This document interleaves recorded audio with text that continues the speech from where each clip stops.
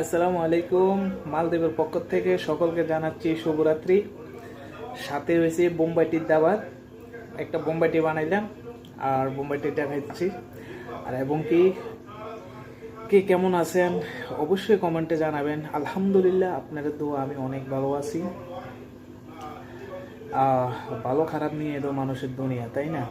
তো দোয়া করবেন আমার জন্য। কিছু কিছু আমাদের বাংলাদেশিদের ভাইদের কারণে, মানে কি বলবো, নিজের বাংলাদেশি ভাইদেরকে গালি দিতে মনে হয়। আমার রোম ভাড়া দেই, রোমটা ভাড়া দি লইতে হইলে ভাই বন্ধু পরে টাকা দেম কইয়াতে যায়, পরবর্তীতে আর কোনো ফিরে আসে না। এরপর টাকা খুঁজলে আর উল্টা ধমকি। তো আসলে আমাদের বাংলাদেশিরা রক্ত গরম, আর হইছে স্বভাব গরম, আর হইছে মনে করেন না চুরি তো চুরি আর সিনা চুরি। কেন বলছি? দালালি করছ তুই, রোমো আইনা রাখছ তো আমার তোর এলাকার লোকেরে।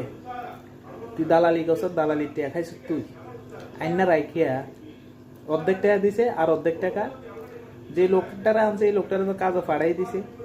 তো ভাইও দোস্ত পরে টাকা দেন, এটা কইয়া দে বাড়িছে আর আমার গলি দিয়ে আর আইয়ে না।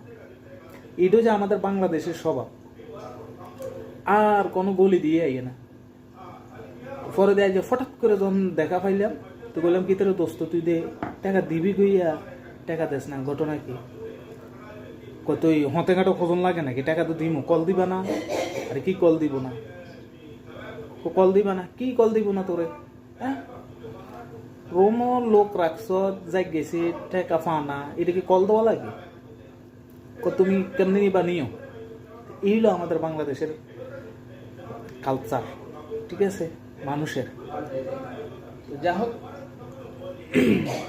দোয়া করে আল্লাহ তাআলা তাদেরকে হেদায়েত করো। তো কুকুরের সাথে কুকুর হওয়া ভালো না।